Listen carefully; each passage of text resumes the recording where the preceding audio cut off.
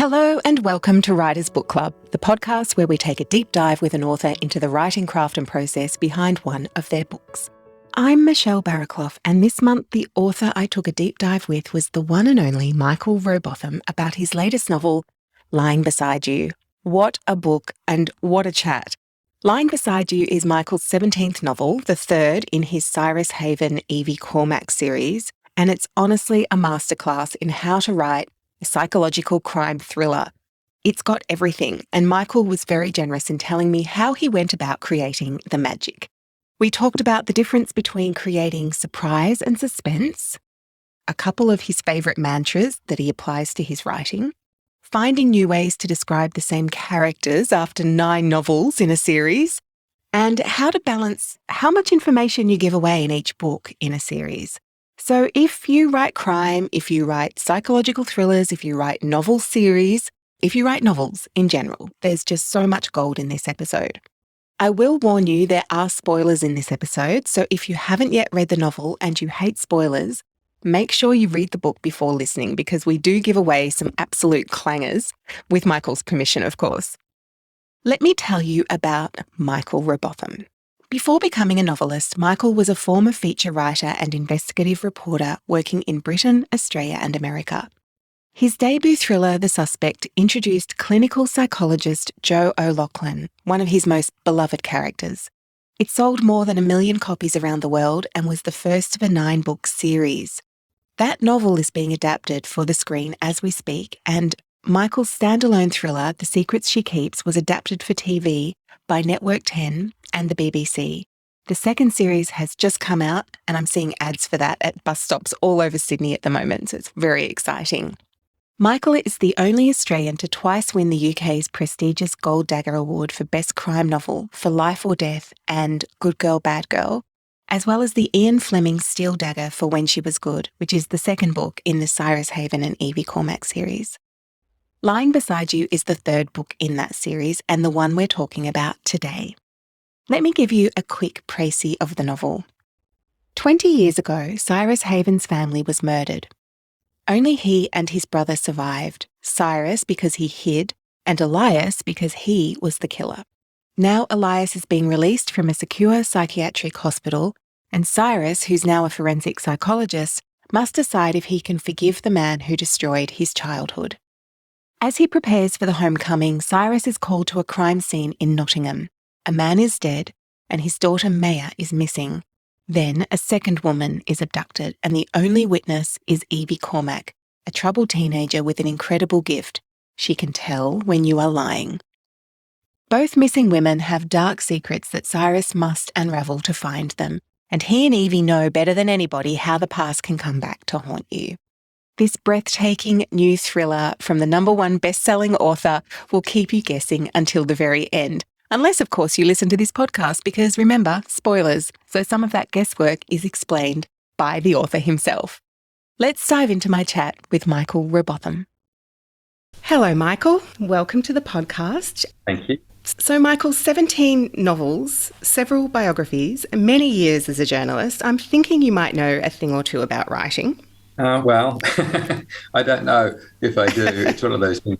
Yeah, it's funny. Many years ago, I remember I thought I knew nothing about writing. And when I first read Stephen King's book on writing, he suddenly put into words all of these things that I was doing completely instinctively. And he had done it for so long, he understood the process, whereas I just sort of winged it.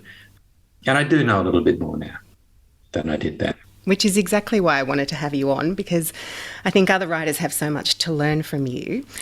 I want to start with the beginning of this novel and tell us how the process of putting the story on the page started for you. Yeah, I mean, my process is probably very different to most other writers, particularly in the crime or mystery genre. Normally, my novels are seated in events or a story that I've read or I've covered. This one's slightly different. Being the third book in a series, I sort of always knew when I created the Cyrus Haven character and gave him a tragic backstory where his parents and twin sisters were killed by his paranoid schizophrenic older brother, that I always in the back of my mind thought, there might be a future novel, if that older brother, spends a long enough period in a secure psychiatric hospital. There's always going to be scope there to what happens when he gets released. I mean, how does Cyrus confront a situation like that? And as a psychologist, a forensic psychologist, he should be among the best people to understand that his brother was mentally ill and therefore, he wasn't aware of what he was doing. But that's a huge thing to forgive someone that's murdered your parents and your sisters and destroyed your childhood. So I guess that idea was always in the back of my mind. And then the other one, I knew that itself, it could have sustained a novel potentially, but obviously I wanted to bring Evie into it. And I also, I guess, one of the things that I got away from in the second novel was the fact that Cyrus's job as a forensic psychologist was to help police solve crimes and to also treat the victims of crime in terms of, who have psychological difficulties coping. And so I did want to create a situation, a crime in the book that Cyrus would have to be involved in investigating. And so I guess we can talk about spoilers in this podcast because we're dealing with the book and hopefully people listening will have read it. But many years ago, I read a story about a terrible medical mix-up in a hospital where a particular medicine that was meant for adults was in the same coloured box as meant for babies. And therefore it led to a mix-up where premature and newborn babies were given the wrong drug, and it led to devastating consequences. And I remember always thinking at the time how absolutely appalling that would be if you were the nurses involved and you're overworked already and you're stressed and you're responsible for that. And I like those sorts of moral dilemmas that make great material for books. It sure did. I definitely didn't see that one coming. I was looking completely the opposite direction. So well played there. I guess readers also expect to have another crime in there, don't they? Because that's the structure of your novels or these particular novels. Yeah, I want to praise everything I've said here is that, there are no rules, there are no rules to this. And it's a bit like, my basic premise, my 3-word mantra that, I don't like 3-word slogans, but if I had one above my computer, it would be make them care. I try very hard to make readers fall in love with my characters. And then when I put them in great danger and great jeopardy, the reader is with them. One of the nicest quotes I ever received on blurb from one of my books was from Linwood Barclay, the Canadian writer, when he said something like, I didn't just make him care for my characters, his heart bled for them. And I guess, but there are people, who are brilliant writers that don't have to follow that rule. I mean, Gillian Flynn in Gone Girl created 2 completely odious characters who are so compelling. Nick and Amy, you still want to go there. You still want to find out what happened. And obviously, Patricia Highsmith famously created Tom Ripley, again, a psychopath who is the main character, yet completely compelling. So there are no rules to this. But I guess, in my point of view, there has to be a main story and then there have to be sort of, the sub-stories, the secondary stories. And they're often the more emotional ones. And with the Joe O'Loughlin novels, Joe was always battling to solve a crime. He was a reluctant investigator, unlike Cyrus, who is employed to do this. Joe O'Loughlin always had to be dragged kicking and screaming to investigate these crimes because he was a clinical psychologist that just wanted his simple life. He didn't want to delve into terrible, dark places. But I always created that backstory or that other story of he and his wife, and Julianne, and would they or wouldn't they get back together again? There was always another story running through it as well, which allowed me the scope to potentially sometimes ease the tension, give people the reader a moment to breathe when it was very suspenseful in one part of the story. But it was about, as we always talk about, it was about revealing character. It was about, using those moments. I mean, every scene was important, but they were the scenes where you had to reveal character. Yeah. And I think I wouldn't care as much about what's happened to Nick and Amy after the end of Gone Girl, but I do care about Cyrus and Evie. And so you can write another 3 novels about them. Thank you very much, because I do want to see the ongoing journey and where they end up. And I think that mantra of make them care is so evident in your books, and I really want to try and dive into how you do that. I've got an inkling, having just finished lying beside you. I wanted to read it as close as possible to this interview, so I just finished it last night, and the care factor is very high, Michael, and I'm trying to figure out why. Well, it's a bit like, in those moments, it's funny, I did an event yesterday and I had an 80-year-old retired doctor come up to me and he said, and he was quoting scenes from my books and he's saying, these are the moments you made me cry. And he said, right. I cannot tell you how rare it is for someone to make me cry when I read a novel. He said, but, and which was a wonderfully generous compliment. And what I told him is that I cried when I wrote it, And so, I mean, there's a scene in which you all know well, in Lying Beside You, where Evie crawls into her hiding place in the attic because she knows she's done a terrible thing. And Cyrus comes looking for her. And there's that moment between the two of them where he tells her that she deserves to be loved, which was, incredibly emotional scene, I thought. But they're the scenes that make people care. Yeah, and he's really held back from saying things like that to her as well, because he knows how much she's craving it and how it could be taken the wrong way and all the transference and all of that sort of stuff. But in that moment, all of that psychological training goes out the door, and he's just in the moment showing her that he does care about her and that he does love her. It's beautiful. Yeah. There are scenes. Yeah, and it's funny, I remember when I wrote The Other Wife, and there's a final scene in that. It's got nothing to do with the crimes, but it's when Joe Loughlin's youngest daughter sort of runs away from home. You can't find her, and she's made this journey to visit her mother's grave, and had this picnic on her mother's grave. And I get emotional just thinking about writing that scene. I do. Yeah. You've said in the past that you usually know the beginning and the end of the novel and then let the rest unfold with minimal plotting. Did this book unfold in the same way as the others? Well, I don't know. I don't know the ending ever. At some point in the process, I mean, the only thing I knew with this novel was I thought, with Elias, I sort of said, wouldn't it be wonderful if I could reach a conclusion where we're obviously terrified of Elias. People all the way through, you're thinking, what is this man capable of? And there's going to be fireworks when he and Evie finally get together. But I thought, wouldn't it be wonderful if I could sort of subvert that whole idea of him being the great danger to Evie and have him being the person that actually saves her, And so I sort of had that in mind. I didn't know how, I didn't know where or how that would happen. And I get the really complicated structure of this book, or the most difficult aspect of this book. And it often is when you're writing crime, particularly in this modern day and age where we have so much technology and everyone's findable so quickly and contactable so quickly, is how you isolate your protagonist, your hero, and put them in danger, how you isolate them.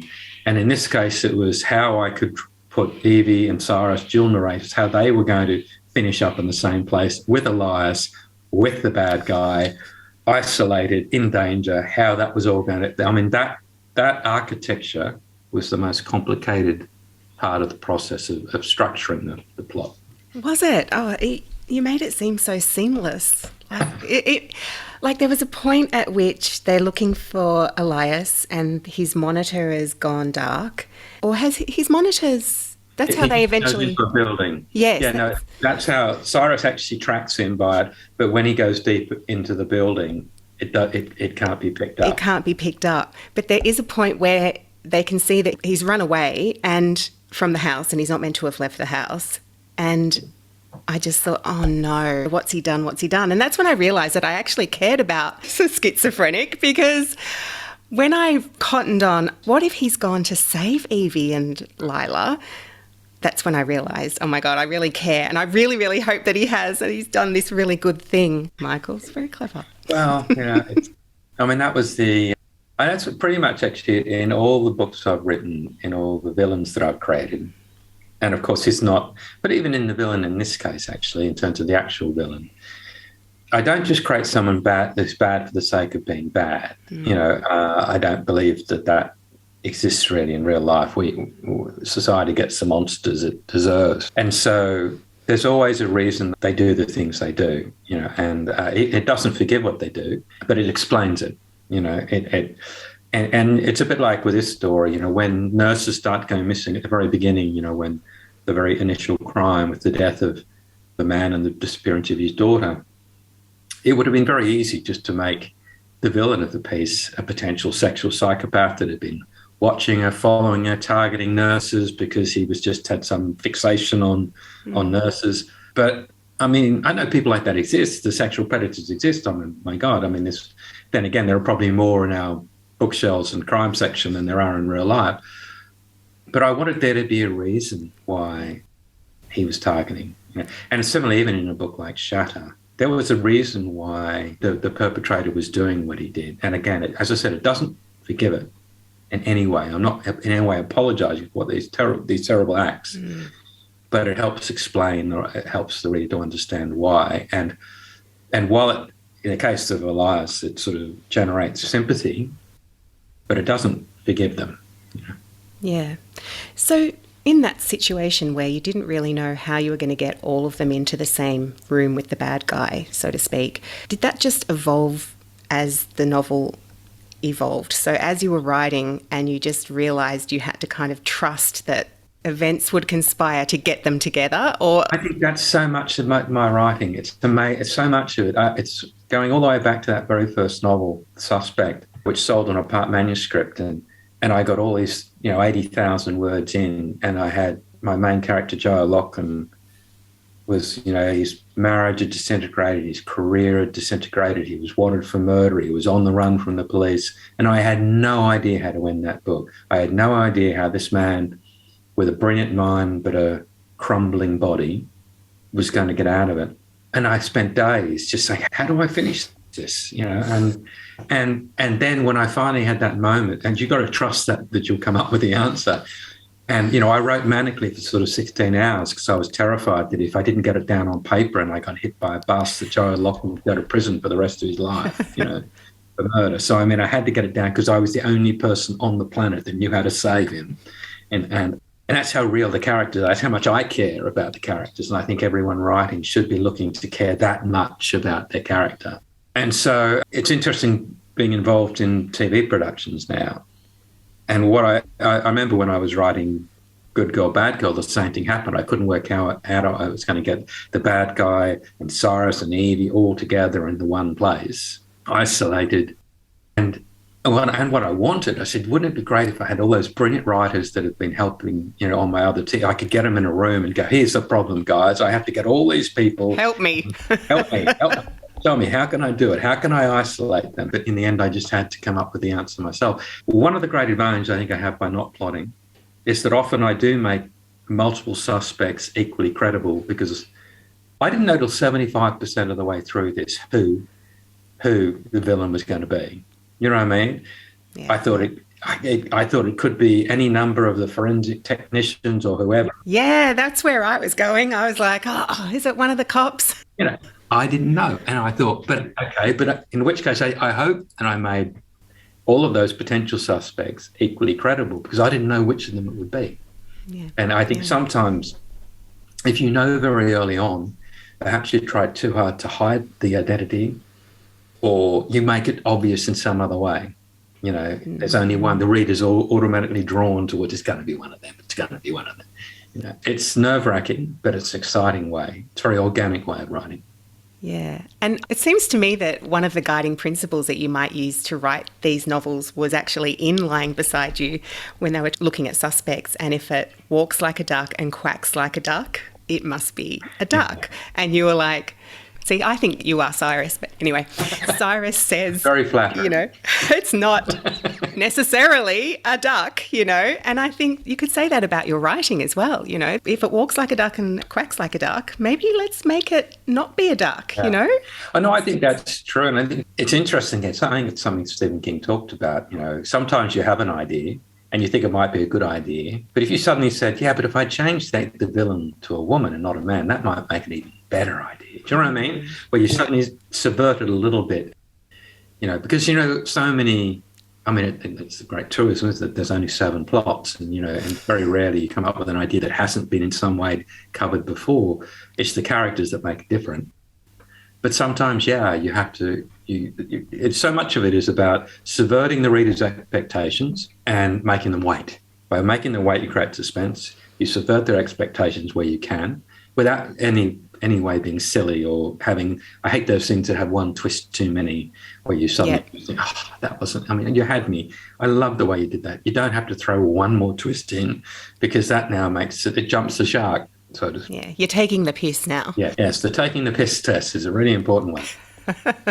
I was going to ask you about what sort of guiding principles you use when you're writing and structuring the novel, which obviously comes quite organically, but would those be your 2 main ones? Yeah, I mean, making them care and making them wait. I mean, it's one of those things, you don't introduce a gun into your story or a bomb into your story and not use it, if you know what I mean. It's one of those things. I always remember there's a wonderful Alfred Hitchcock line about the difference between surprise and suspense.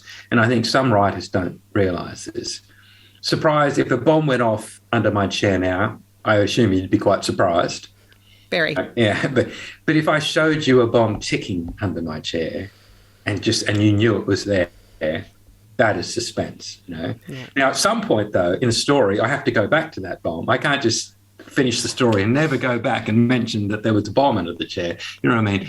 So, but it is one of those things that, when I say subverting expectations, it is about that at times of just surprising people in a way where they don't see something coming, but not in a way that's ridiculous. Because I liken it to this. At times you're reading one of my books and you will see me plant a clue.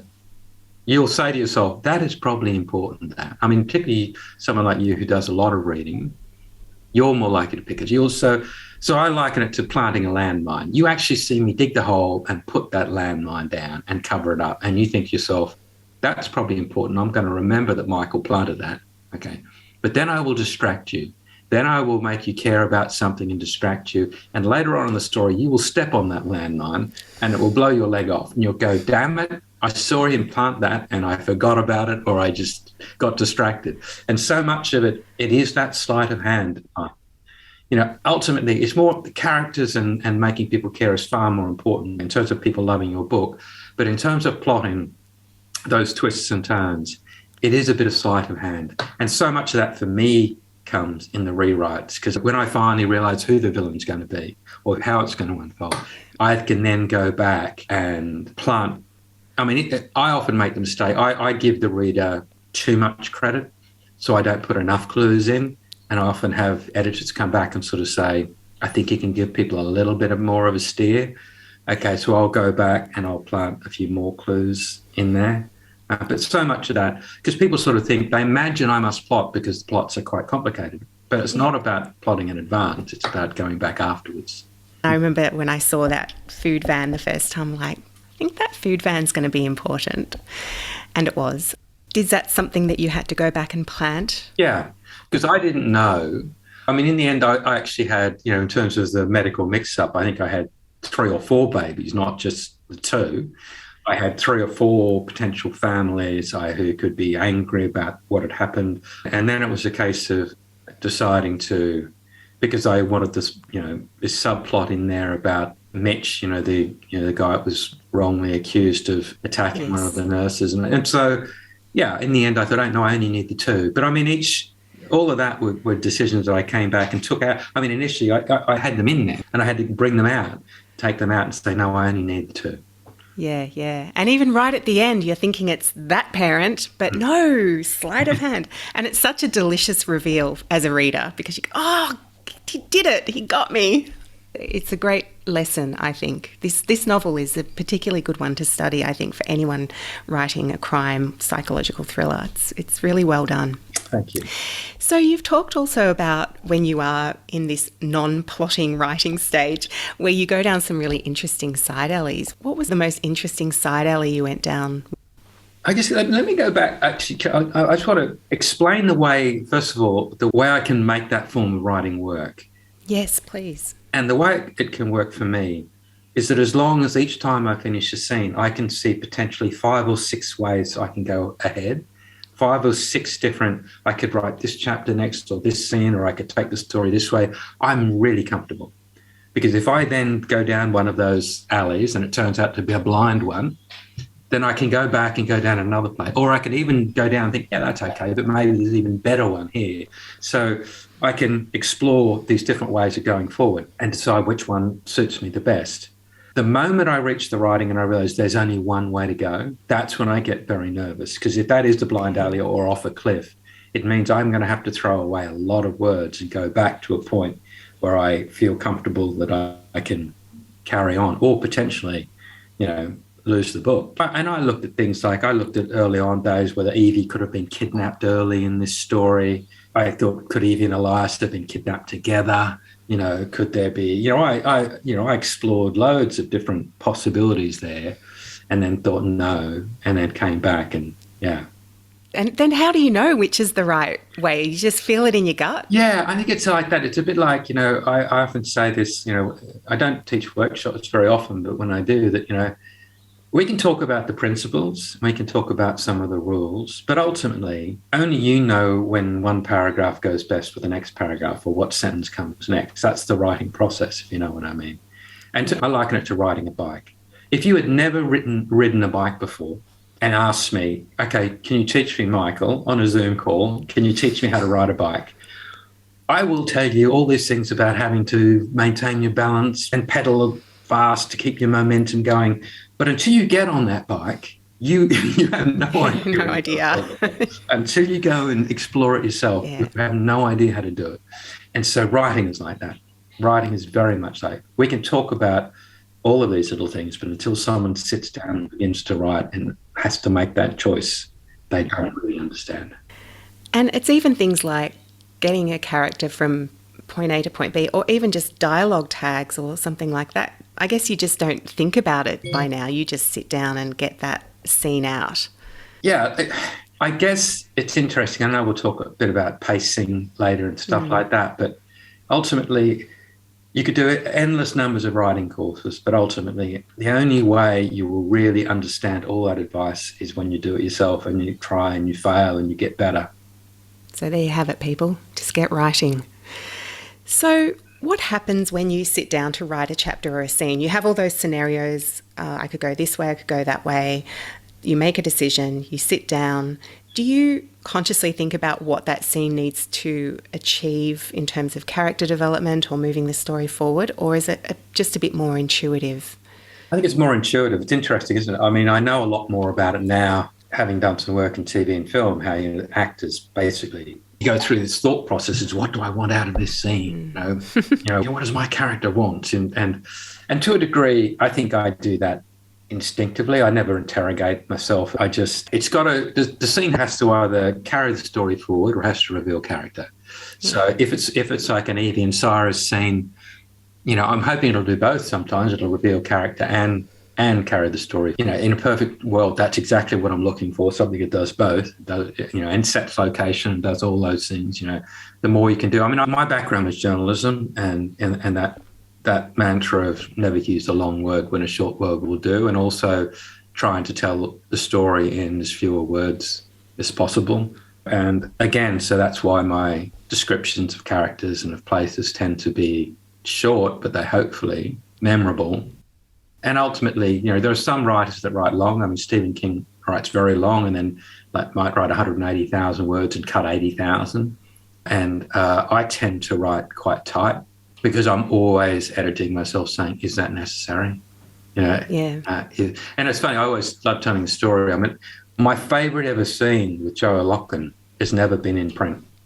I wrote a scene about Joe and his father, which I tried to get into every subsequent Joe O'Loughlin book, but each time, and it's a great scene. It is a really lovely scene that reveals a lot about Joe. But in every time I got to the point of editing a book, I thought, it's just not necessary and it just slows me down. Yeah, so it is still my favourite scene and it's never been in the book. Well, we might see that someday, do you think? No, we might. I was going to mention those short chapters. So do you always know, right, this is going to be an Evie chapter, this is going to be a Cyrus chapter? Because they're not always alternating, are they? Yeah, no, sometimes, I mean, the hardest thing about using the dual narrators is that both their stories have to be at the same place in the timeline. And I found this probably the hardest book to do this on was The Secret She Keeps, when I had two women who were both pregnant, babies due at the same time, had peripheral lives, if you know what I mean. But I had to make sure that Agatha and Megan's story were not just the same moment in time. You couldn't have a situation where you go to switch to an Agatha chapter and she was a week earlier than you'd just been with Megan. They had to be at the same place. But also they had to be equally compelling, you know. And so you couldn't have a situation, and I had the same problem with Evie and Cyrus. I don't want a situation where people say they're more interested in the Evie chapters than they are the Cyrus chapters, for example, or you know what I mean? I want them, each time they finish an Evie chapter, the reader to be saying, no, don't leave me here, stay with Evie, but at the same time be going, oh, what's Cyrus doing? Do you know what I mean? So yeah, right. So that's how you decide. Yeah, and sometimes you just look and think, okay, I need a couple of Cyrus chapters in a row, because Evie, you know, particularly in this book, it was quite interesting. In this book, Evie really doesn't come into her own. So much of the Evie stuff early on is about Evie and how she copes with life and her trying to get a job and going back to school to do her A-levels. And whereas Cyrus has got a murder to investigate, you know, and a disappearance to investigate, he's got a lot of material to be going on with. And he's got Elias potentially being released from, you know, so he's got a lot to do. Evie doesn't. So in a sense, the hardest bit of this was to make sure that I could keep Evie captivating enough for people to say, no, I want to spend time with her, until such point in the story where you knew she was going to get involved in that crime as well, investigating that crime and being a witness to that crime. So really it's a feeling about who's got the biggest story and making sure that one doesn't disappear and that they have not necessarily equal billing in terms of words, but equal billing in terms of interest.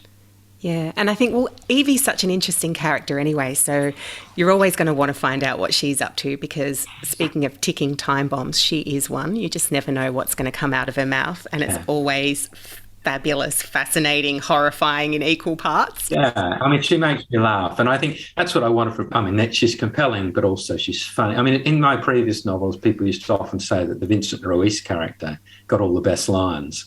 And I think in these new novels, Evie probably gets all the best lines. Yeah, she does. I was going to say, for books about murder and damaged people and deeply disturbing human behaviour, you always manage to inject some humour too. Tell us why that's important to have that element of humour in your novels. Is that just Michael coming out? It's funny, when my first novel was sold, my agent actually pitched it. When The Suspect was triggered the bidding war, my agent actually said to publishers, imagine if Nick Hornby wrote a crime novel. Yes. Oh my gosh, yes, that's so true. I was trying to think whose sense of humour it's like. And I guess maybe in another world I would have loved to have been a Chris Cleave or a Nick Hornby or a David Nichols. There's still time, Michael. Yeah, I mean, no, absolutely. And so, you know, those sort of people that can make you laugh. I mean, and it's funny, going all the way back, probably one of the most influential writers that I loved when I was in my 20s was John Irving. And John Irving, you know, with books like, you know, World According to Garp and Hotel New Hampshire and Cider House Rules, did have the ability to make you laugh and cry on the same page. And so I do like sort of having that situation where there's, I think it helps when you're writing psychological thrillers, because it gives the reader a chance to breathe and relax. It's not just unrelentingly tense. You know that they will laugh. And humour helps them also, I think, again, going back to what we said about make them care about the characters. Evie's interpretation of Othello, when people get to that part, that made me laugh. She's not really built to be at school, is she? Yeah, but it's interesting. No, I enjoyed that. I enjoyed that for a lot of reasons, because I guess I had to study Othello when I was at school. And I look at it now and say, it's a play that's very rarely produced anywhere in the world anymore, because obviously it is a story which is, you know, has domestic violence and abuse written all over it, you know, writ large, you know, and it's a story about racism and intersex marriage and all sorts of things.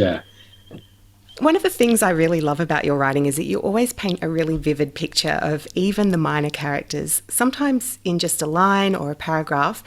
How did you learn to do this? Is it a particular writer or a novel you read, or has it just come to you naturally? Yeah, no, it's funny. I saw that you were going to ask that question, and I pulled a couple of little descriptions out. I'd love to go into it, a couple of examples. I'll do you two. I'll read the description of Vincent Ruiz when I first introduced him, and then the second time I introduced him in a different book. Yeah. The man in charge is easy to spot. He has a ruddy, pockmarked face, a punch-worn nose and crooked teeth. His crumpled grey overcoat is like a culinary roadmap of stains and spills. He's wearing a rugby tie with a silver plate tie pin of the Tower of Pisa. I like him. He isn't into clothes. Men who take too much care with their presentation can look ambitious but also vain. When he talks, he looks into the distance as if trying to see what's coming. I've seen the same look on farmers who never seem comfortable focus on anything too close, particularly faces. So that's the very first time. And the second time we meet Vincent on a separate novel, Ruiz arrives just after 11. His early model forest green Mercedes is splattered with mud on the fenders and lower doors. It's the sort of car they're going to outlaw when emission regulations come into force, because entire Pacific outholes disappear every time he refills the tank. He's put on weight since he retired and let his hair grow longer just over his ears. I can't tell if he's contented. Happiness is not a concept that I associate with Ruiz. He confronts the world like a sumo wrestler, slapping his thighs and throwing his weight around. Good. So good. And so, you know what it is? I remember a very famous Hemingway line. And Hemingway, obviously, I grew up in the school of journalism where Hemingway was, in one of my favourite all-time books is Movable Feast, Hemingway's posthumous memoir about being in his 20s in Paris and when he first began trying to write a novel. But Hemingway once described a character as having a dimple deep enough to drop a marble into. And what stunned me about that is it wouldn't matter whether I had to read 300 more pages. I would remember that character because of that line. Yeah. And I guess what I try to do is similar to that, even with minor characters, and not spend half a page describing them. I mean, Ruiz is a major character, so I spent, a few paragraphs each time describing him. But it will be to basically focus on something that will cement itself in the reader's mind, so that I don't have to necessarily, I may have to remind them a little bit later, but you know what I mean? It's that idea of, and it's the same as, I guess it goes back to Elmore Leonard. One of his great mantras was that when you finish a novel, you shake it. Writing a novel, you shake it, and if it rattles, there's something that has to come out. And it's normally the bits that rattle are the bits that readers skip over. It's the bits that if it's 2.5 pages of description of a location, just glaze over. They glaze over it. And it's similarly, even when they look at, if you turn a page on a book and you just see 2 pages of solid prose without a break for any dialogue at all, and often if they're long paragraphs, you're just looking at pretty much 2 paragraphs per page, you think, it's going to be a bit of a chore.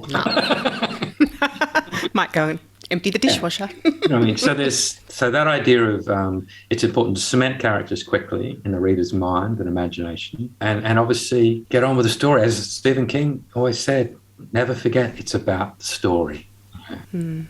Also, beautiful use of metaphor and simile as well. Yeah, it's funny that I think that's again a reflection of trying not to use cliche, but you've got to be very careful, because I've actually discovered that I've come up with what I thought was such a brilliant simile that I've used it more than once and created my own cliche, in subsequent books, But I used to play a game when my kids were very young. We'd be in the car, and it was one of those sort of driving games, but it would be, someone would start off and go, it's as cold as, and someone would go ice, and they're saying there's snow.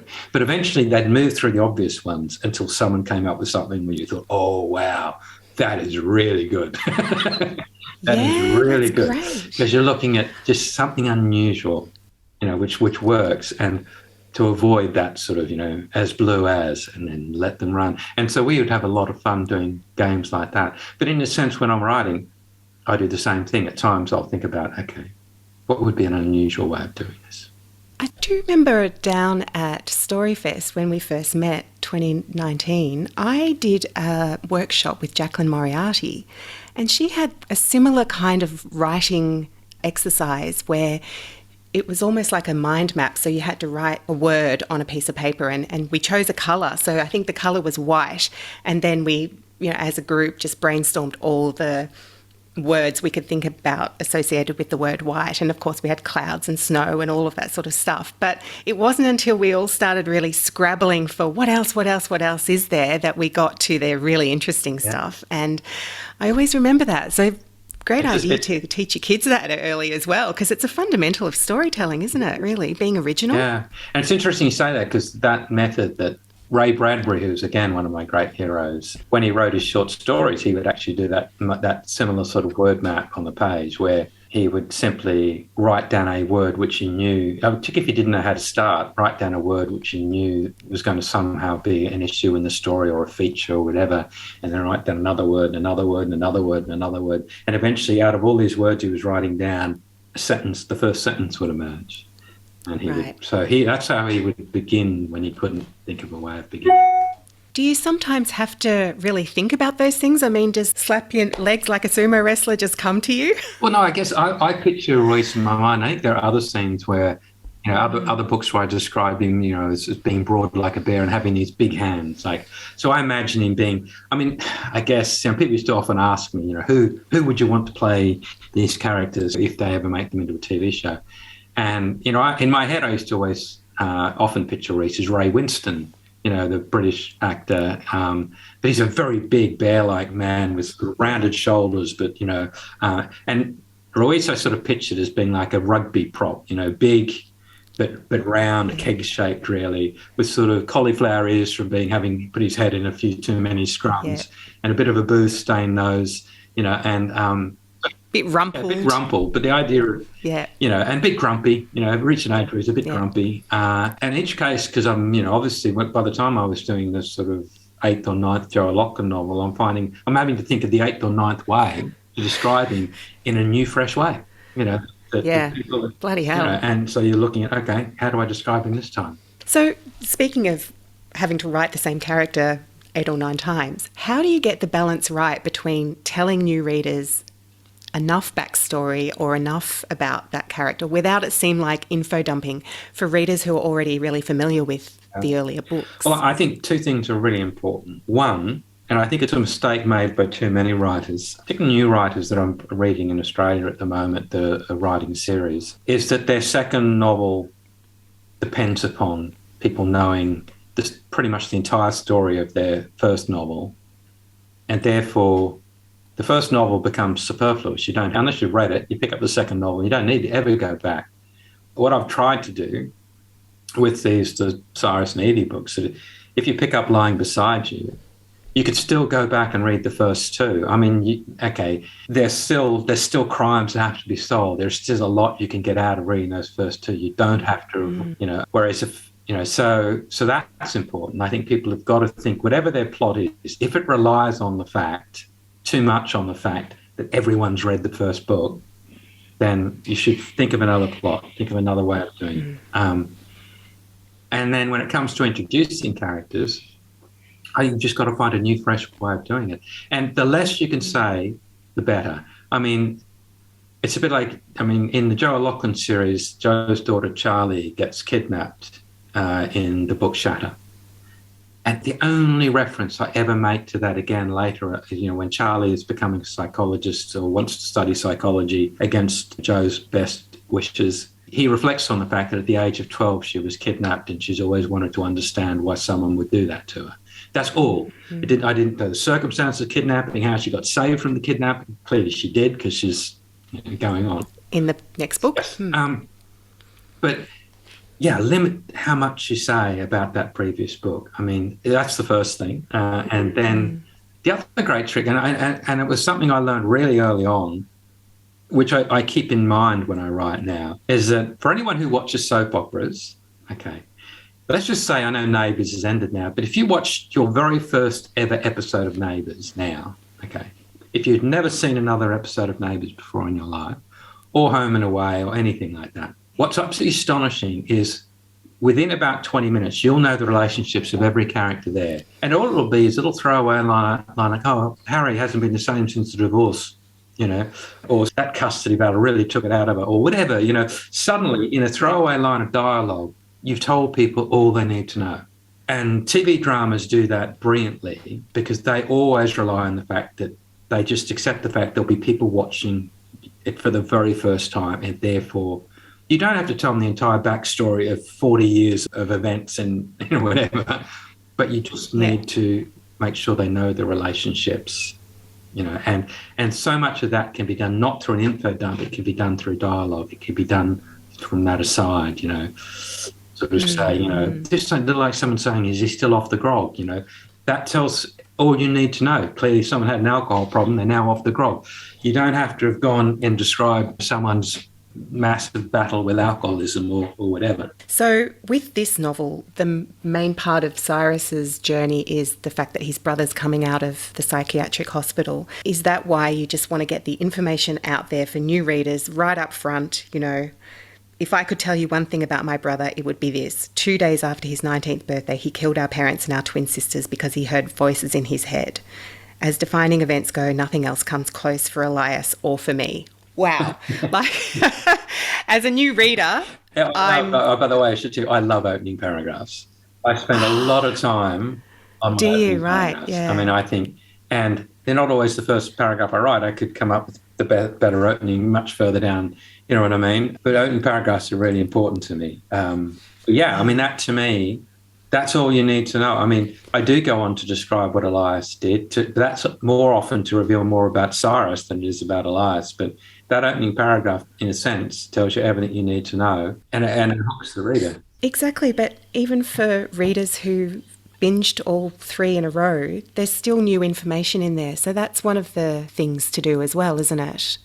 Yeah, it's a bit like slowing down. I mean, there is, I think in Good Girl, Bad Girl, or one of the earlier books of Cyrus, I have him describing, discovering coming in from football practice. But I describe this as a totally different description, if you know what I mean.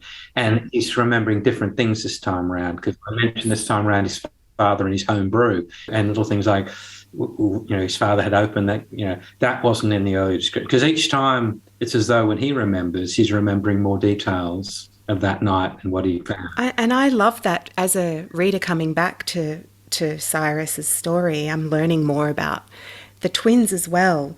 That April was older by 20 minutes, therefore bossier, and she was dressed, and here we go, but it was April dressed in a unicorn onesie who ran towards the knife trying to protect her sister. That's new information. So yes, give the new readers everything they need to know, but give the old readers something new as well. Absolutely. And I always remember one of the things that, Bryce Courtney, I think, made the mistake in some of his writing, that the first 25% of the book would be info dump from the previous books. And for regular readers, they would go, oh, come on, get to the story. I know all this. So I don't want readers who've read these early books to get to this early chapter and go, all right, I know that Elias did these things. Why am I hearing this again? I want to do it in a new, fresh way, give them new information where they're going, oh, I never realised something. So it's nice that you picked that up. That's exactly what I try to do. That's really good. It's another lesson.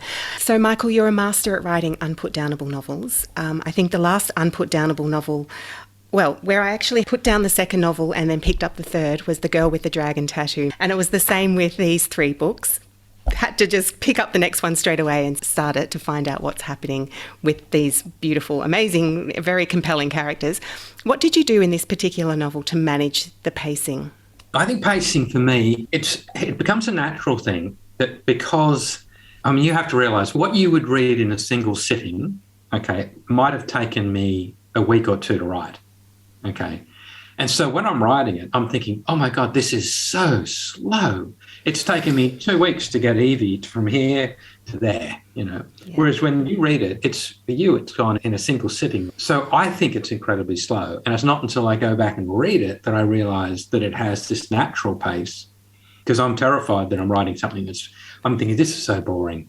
This is so boring. It's taking far too long for the next thing to happen. And oddly enough, what tends to happen with me, and this is also a reflection on not having an ending when I begin, is that when I do come up with an ending, my greatest danger is that I rush it. I'm so bloody relieved to have this ending that I rush towards it in case it sort of escapes me. And probably the most common editorial note I get from editors when I deliver is, you have given the reader no time to breathe in those last few chapters. Go back, slow it down, give the reader a chance to breathe, increase the tension, do all that stuff you want to do, but just don't rush the ending. And so the pacing comes, and a lot of that pacing comes from what I said, it's the bits that rattle, it's the bits people skip over. And so that helps your pacing.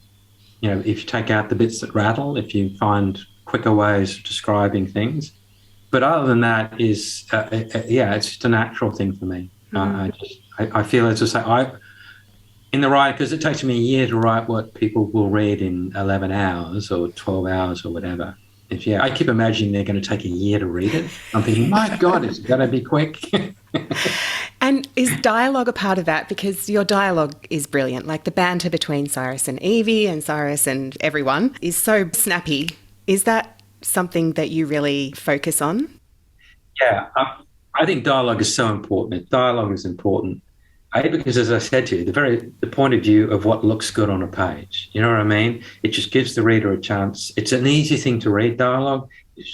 And the trick with dialogue, the two tricks are, one is always remember that every character cannot speak in the author's voice. They have to, with me, it was trying to create Evie's voice, and she's a teenager, so she will sound different to Cyrus. And I think ghostwriting taught me about capturing voice. And I think readers and writers should do exercises. They should at times, give themselves a task of saying, let's imagine a rescue, and there are 4 witnesses and they're all completely different walks of life. One's a teenager, one's a businessman, one's a mother. Have them describe it in their own words and see, without announcing how old they are, whether you can pick it just from the language you use, or have them talking to a police officer, the back and forth, and by the language they use, you know who it is. You know what I mean? So it's a bit of that. And the other thing people have to remember at dialogue is it's not about it being realistic, because realistic dialogue involves, people talking over each other, getting halfway through a sentence and changing their mind and doing something else. That's for film and that's for stage. They can do all of that. Book dialogue is a stylized form of dialogue. So it's I always say to myself, it's like when you have an argument with your loved one and you remember 20 minutes after it's finished, some killer line you should have delivered. It's just zinger. In a book, you can put those zingers in. That's why it's always sounds snappy. That's why it's always that wonderful back and forth, because you get to put the zingers in. Yeah, right. And how hard is it for you to differentiate? Do you have to do a bit of method acting, right? I'm a damaged 19-year-old young woman here, or... Yeah, I do. And it's funny. I'm reading a book at the moment and it's got teenage characters in it who are all referencing films that weren't even made before they were born. I'm thinking, no, you haven't done the work, and it's to the author. And so, I'm going through and I'm looking to see what the slang is of the British, and Evie's using word like something being really Gucci, and I threw that at my daughters and they didn't know. They could have a guess of what that meant, but that's the sort of term. Context will give people an idea of what it means, but that's teenage slang from where Evie is growing up and living. And so I will do the research to make sure that I get that right. Yeah, I had to guess the context of Gucci. There you go, because that idea of, even when we think, when we're teenagers describing someone as being really fit, they don't use that. That's 15 years old, that idea of describing someone as being fit, and so you've got to keep up with the times. Yeah, really. yeah. It was a Gucci cocktail, wasn't it? Like a fancy cocktail, is that what? Yeah, that's right. Yeah. And so, and there are times when I think if it's too obscure that people won't get it for the context, I won't use it, and again, this is a bit like people have to be wary about using regional accents or dialogue. Yeah. Something, having everyone speak in a Scottish brogue, it can become, unless you're, who am I thinking of? Train spotting. But, there with an entire, it becomes really difficult. It's one thing to have the occasion someone call someone a wee lassie or a bairn or whatever. People get the sense that they're Scottish, but it's not turning every word into as though they're from the tenements of Glasgow or whatever. Yeah, it must have been quite tricky with secrets she keeps with the two pregnant women, similar ages. Yeah, you're right. And that becomes a background thing. I mean, obviously, Megan came from a much wealthier background, private schools, whereas Agatha didn't. And so much of it comes down to is, okay, if I was ghostwriting, I mean, I ghostwrote 15 autobiographies for people, and that was all about capturing their voice. So Jerry Halliwell sounded very different to Lulu, sounded very different to Tony Bullimore, sounded very different to Dennis Thatcher. And so each of those, it's almost a case of, discovering without overdoing it. Whatever you do, don't overdo it. Yeah. But some people can swear a lot. Some people, so you can actually differentiate a bit because they throw in a swear word. Some people can have a bit of a catchphrase. Some people can, it's a bit like New Zealanders putting A at the end of every sentence, or Australians putting but, he's a great tennis player, but, I mean, there are certain, you know what I mean? There are things you can do that can differentiate between, and other times, if you describe a character very early on as having a bit of a, cut glass accent, and then the reader's automatically thinking about them sounding different. I've got a question from a listener, Terry Green, who's another writer. How does Michael keep coming up with ideas and premises? And does he have a process for choosing between storylines? As I said, it begins with a what-if moment, and for argument's sake, I am working on a new Evie and Cyrus book now. Oh, great news. And I guess in the background, I've always thought we've never really heard the full story of how Evie got to the UK. And so I have a chance to tell a bit of the creation story. But also a huge issue at the moment in the UK is boat arrivals, with the migrants crossing the channel and drowning, some of them, or being turned back, and that whole issue of refugees and right-wing groups trying to campaign, and all sorts of politicians taking advantage of it. And so I think, well, there's a modern-day story I can tell, plus the backstory. And so I'll start with the premise. I mean, this book will open with Cyrus and Evie. Cyrus having convinced Evie to come to the beach, which she doesn't want to do, and because it's summer and she spent her entire summer holidays indoors, and they're at the beach and bodies begin washing up on the shore, which completely triggers Evie into an absolute meltdown. Yeah. So that's the way the whole story will unfold. And so I just begin like that, really. And I guess the difference is I always remember something that Stephen King talked about, and I'm pretty sure it was Stephen King, that it's a bit like walking along the road and seeing a bone sticking out of the ground, and you begin playing amateur archaeologists and you begin brushing dirt away from the bone. And it could be a dog bone, in which case you're going to discard it or throw it in the bin. But it also could be a dinosaur, okay? And you're hoping for the dinosaur. And I tend to write novels that way. I see the bone, I begin brushing all the dirt away, and I see what I uncover. Yeah, yeah. Do you ever run out of ideas? I think every time I finish a book that I have completely... That's it. Used up every idea. That's it. Every one-liner, every description is gone. I'm an empty vessel. Nothing in the tank. I will have to get a proper job. I think you've had one of those, Michael, and I think you've got one now. Thank you so much for your time today. I've so appreciated it. I know you've been on a massive publicity tour. How's it all going? Good. The book's been out for 3 weeks. I've been 3 weeks at number 2. I cannot get past Crawdads. Damn it. That Swamp Girl just keeps doing me in. I do love that Swamp Girl. But no, I mean, I'm very fortunate. And sales are up, which is great in this climate. Yeah. Oh, that's wonderful. And another Evie and Cyrus novel in the works, which is great news. Yes. Brilliant. Yes. Michael, good luck with lying beside you. I'm sure you don't need luck. Good luck with your writing. Good luck to everyone listening to, my best piece of advice is to write and to write and to write and to write. And when you're sick of writing, just write some more. That is brilliant advice to end on. Thank you. Thank you. Cheers. There you go. Michael Robotham. Lots of fabulous writing advice in there. I hope you enjoyed that. I love that analogy of the landmine, and also the driving game that he plays with his kids of coming up with original similes. I think I might give that a go. You'll find links to Michael's website and socials and a link to buy a copy of Lying Beside You in the show notes, which you can find in the podcast app that you're listening to this on or on our website. Now on to this month's guest. Many of you writers and readers will know him as the former head honcho of Booktopia. He's also the author of the 2018 bestseller, The Girl on the Page, which I absolutely loved. Such a smart, funny, thought-provoking novel. I'm talking, of course, of John Purcell. This year, John released his latest novel, The Lessons. My favourite review of The Lessons was by the author Felicity McLean, who said, "It was brimming with love, lust and lies. I read it in a single sitting. Best enjoyed with a martini." Well, I didn't read it with a martini in hand, but I definitely enjoyed it over a few glasses of Pinot over the weekend a few months ago. And then I had the pleasure of catching up with John while he was in Sydney promoting the book. And after some exceptional matchmaking from our mutual friend Jessica Detman, John agreed to come on the show and I couldn't be more delighted. Here's the blurb for The Lessons. What if your first love was your one and only chance of happiness? 1961. When teens Daisy and Harry meet, it feels so right they promise to love each other forever, but everything is stacked against them: class, education, expectations.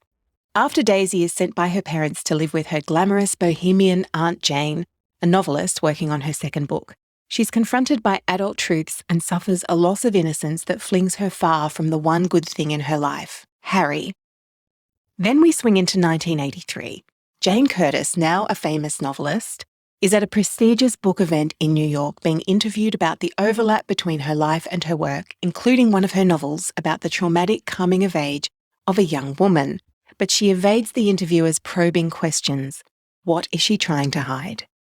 An intriguing, striking and powerful novel, The Lessons tells a compelling story about literature, love and betrayal, about how far writers will go in plundering their lives for their art, and about how much we're prepared to forgive, if we forgive. As always, I'd love you to send in your writing questions, so go grab a copy of The Lessons from wherever you get your books, and once you've read it, flick me your questions for John Purcell via email or on Instagram or Facebook under the post about The Lessons. Or there's a form as well on the website, writersbookclubpodcast.com. As always, I'm giving away a copy of the book too. To enter this month, all you have to do is sign up for my quarterly newsletter, which will be coming out next week. I've got a few things to share with you in that, including an update on who my guests will be for the rest of the year, if you want to get some forward reading in, plus a bonus giveaway of a very special novel, and some exciting news about a course that I've created with Valerie Khoo and the team at the Australian Writers Centre. So it's going to be quite jam-packed. You can sign up for the newsletter at writersbookclubpodcast.com. Just scroll to the bottom of the homepage and you'll see the sign up there. Entries close on August the 10th, but of course, if you're listening to this podcast in the future, there's a new giveaway every month. So just follow me on Instagram or Facebook and you'll always be in the know. And I also just wanted to say, it's not just new subscribers that go into the draw to win a copy of The Lessons. It's anyone who's ever subscribed, because I have a particular dislike of competitions that only include the new kids on the block and not the loyal, long-term supporters. So rest assured that if you are already a subscriber to my newsletter, you will also go in the draw to win this novel. So thank you to all of you for listening and supporting this podcast. It's a bit of an act of love putting the show out there every month, but I get so much joy out of chatting with writers about their craft and from your gorgeous messages saying how much you love it. So thank you for taking the time to say all those lovely things. It really makes my day. Oh, one more thing I wanted to mention for anyone who'll be in Sydney on the 3rd of September. I'm hosting 2 panels with 5 writers at the Writers Unleashed Festival in Gymea. It's going to be such a great day. There are 14 events throughout the day across all genres of writing, featuring authors like Petronella McGovern, Danuka Mackenzie, Ray Cairns, Anna Downs, Ashley Collegian-Blunt, James Mackenzie Watson, Danny V, Victoria Brookman, James Bradley, Nadi Simpson, and so many more. There are workshops with writers like Cassie Hamer and Deborah Abella, and there is still a few spots left for manuscript consultations with fabulous editors from Harlequin and Penguin Random House, so jump onto that. The great thing about this event is that it's just one day and it's just one ticket that gets you into any event and includes catering for the day. So how good is that? You can find out more and buy tickets at writersunleashed.com.au. So jump onto that if you're going to be in Sydney on September the 3rd. I think that's it for this month. You'll find all the show notes for this episode right here in your podcast app or on the website at writersbookclubpodcast.com. As Northern Beaches locals, both Michael and I recorded today's episode on the beautiful unceded lands of the Gadigal people of the Eora Nation. Thanks for listening, and I'll catch you next month. Until then, happy writing.